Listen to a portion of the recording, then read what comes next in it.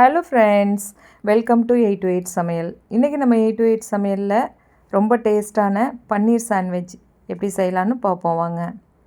இது நல்லா ஈஸியாக டேஸ்ட்டாக மார்னிங் பிரேக்ஃபாஸ்ட்டுக்கு ரெடி பண்ணிடலாம். நல்லா ஃபில்லிங்காகவும் இருக்கும், ரொம்ப குயிக்காகவும் செஞ்சிடலாங்க. வாங்க எப்படி செய்யலான்னு பார்ப்போம்.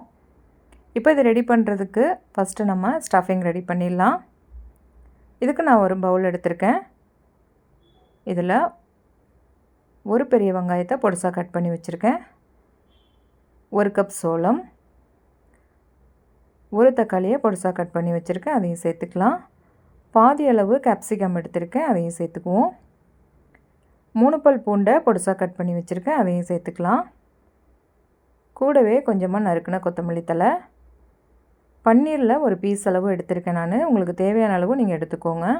இந்த மாதிரி கையில் எடுத்துகிட்டு நல்லா மசிச்சுட்டு சேர்த்துக்கோங்க. பாருங்கள், இந்த மாதிரி நல்லா மசிச்சு விட்டிங்க அப்படின்னா நல்லா உதிரி உதிரியாக அந்த மாதிரி மசிச்சுட்டு சேர்த்துக்கோங்க. இப்போ இது கூட 1 ஸ்பூன் அளவு மிளகுத்தூள், 2 ஸ்பூன் மயனீஸ் சேர்த்துக்குவோம். சேர்த்துட்டு நம்ம இது எல்லாத்தையுமே நல்லா மிக்ஸ் பண்ணிக்கலாம்.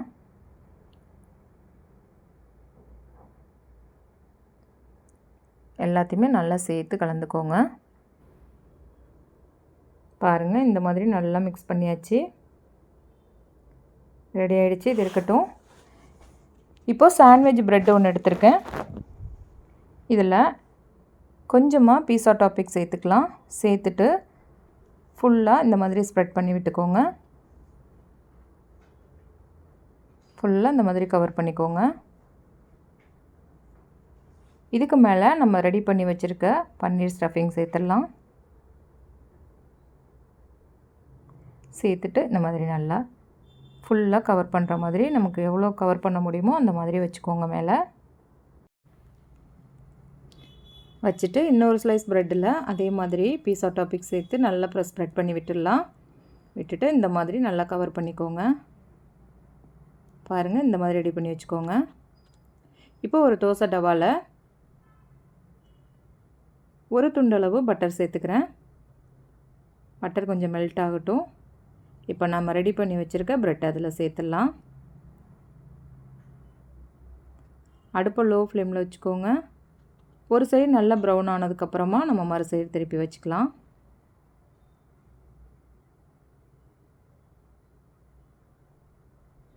ஒரு 2 நிமிஷம்தான் ஆகுங்க ஒரு சைடு.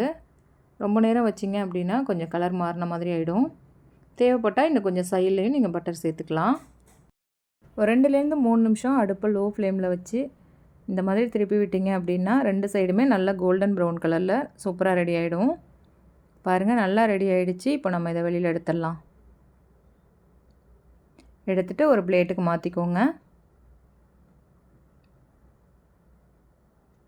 மாற்றிட்டு இப்போ நம்ம இதை கட் பண்ணிடலாம்.